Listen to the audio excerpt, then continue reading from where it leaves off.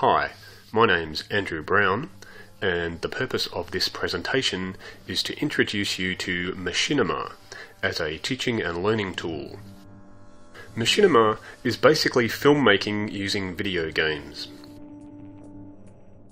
I'm going to show you 7 clips of Machinima.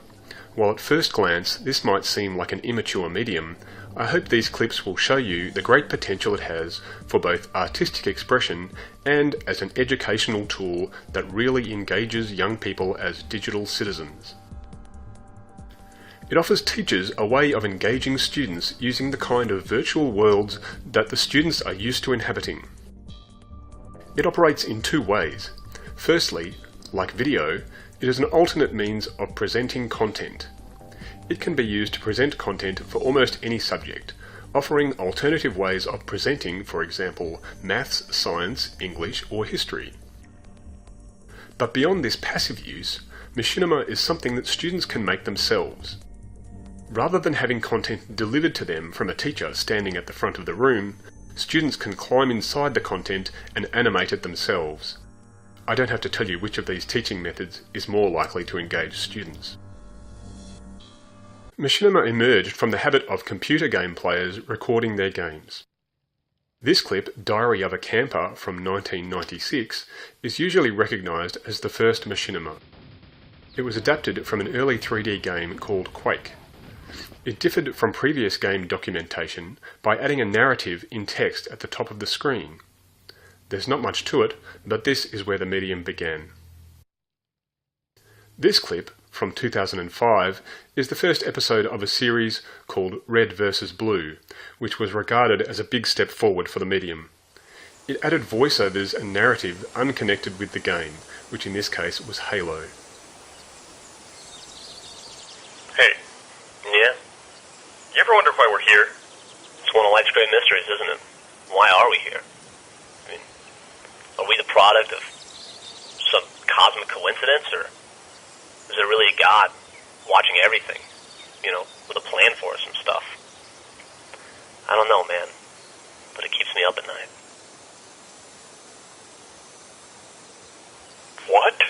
I mean, why are we out here, in this canyon? Oh, yeah. What all this stuff about God? Nothing. Makers of Machinima soon found themselves leaving the game behind almost entirely.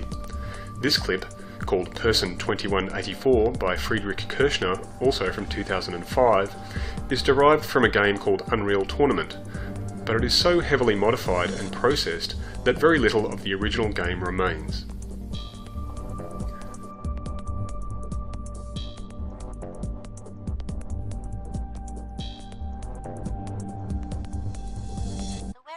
The most high-profile example of Machinima occurs in an episode of South Park called Make Love Not Warcraft. This segment was generated using the online multiplayer game World of Warcraft. I bet half of these people are Korean. Oh crap! It's that guy again! Who is this? This is the guy that kept killing us last night after you went to bed. There is no need for this medium to be lightweight, however. This clip, called A Child's War, also made in Second Life, illustrates a young boy's experiences as a child soldier in Uganda. The last thing I remember seeing was my mom waving goodbye. Little did she know I was not coming back. Why? What happened? Well, I was in school, learning like every other child, when they barged in, the Lord's Resistance Army. They came into the school killing my teacher, and waved their guns and machetes in the air to scare us. They yelled and forced us outside, shoving us into single-file lines. They told us if we tried to run, they would shoot us. This final clip is basically the state of the art today. This guy, Tom Jantol, is a pioneer of the medium, and this clip was produced this year, and as you can see, Machinima has now become almost indistinguishable from digital filmmaking of the kind produced by major studios. By modifying game engines and objects, an entirely new virtual world can be made with no obvious connection to the game it came from. As you can also see from this clip, it dramatises the soliloquy from Macbeth. The senior English curriculum requires that students engage with a Shakespeare text, and what better way to have them engage with it than this? To be or not to be? That is the question.